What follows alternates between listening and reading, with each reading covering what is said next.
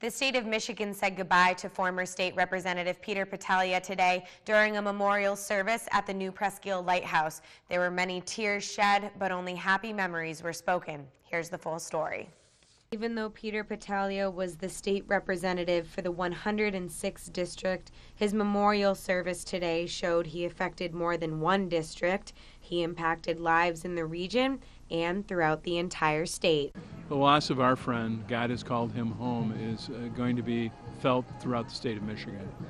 As you know, Peter's involvement, whether it be in transportation, whether it be in his concerns for the citizens of the Sunrise side or the entire state, was remarkable. Today's celebration is very fitting and appropriate, but it leaves us all with a big hole in our heart that we will not have his personality, his sort of kick you in the rear end when you need to get moving, his ability to help his fellow legislators and friends. We're very saddened. Many faces filled the lawn at the new Presque Isle Lighthouse, which was one of Pettalia's favorite spots.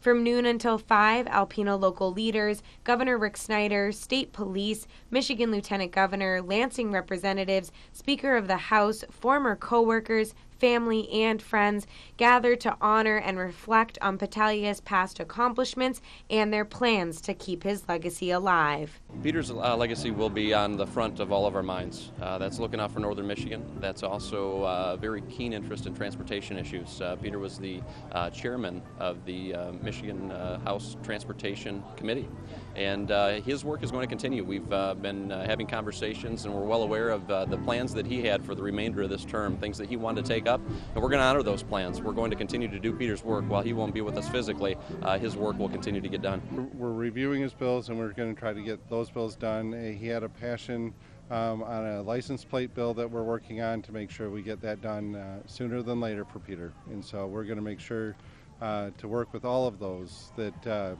Peter had a kind heart for. For many, Sunday night at the Pose and Potato Festival was the last time they saw and spoke with Pettalia after he died in a motorcycle accident the following day on his way to a job that he loved. He was on his way to Lansing, which is what I said goodbye to him on Sunday night and said see you on Tuesday, and he loved it.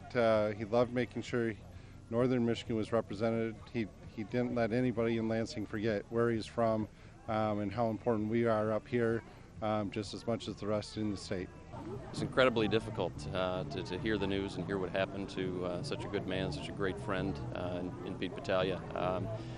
It's been very difficult for members of the caucus, as it was so incredibly sudden, and you know, he is a person that we've really gotten to know and love over these last 6 years. Just such an incredible guy, such a huge advocate for northern Michigan, in this part of the state in particular. His family called today a celebration of life. We have been seeing not only friends and family, but the lives of people that he touched beyond reach that I don't even know that all of us realize, just the lives that he's impacted and the people that trusted him with their voice to take it back and to say what it is that they needed and wanted and to be heard. He was such a strong advocate for people and what they wanted and what was right. And he was just about service. And I think people are here today to remember that, honor that, and really respect that that's who he was. I'm certainly going to take the opportunity to have a glass of wine and a cigar. Peter loved that, and enjoy the lighthouse. Peter loved it here and enjoyed the view and the people, and so we're going to celebrate. And I walk around and see so many faces, and I hear his laugh every time I see a new face, and so he'll be greatly missed. Pettalia died at 61 years old. His house seat is adorned with appropriate decorations in his honor. On behalf of our whole family, I just wanted to say thank you to not just the community, but to the region and our second family in Lansing. Everyone has just given us so much support and love.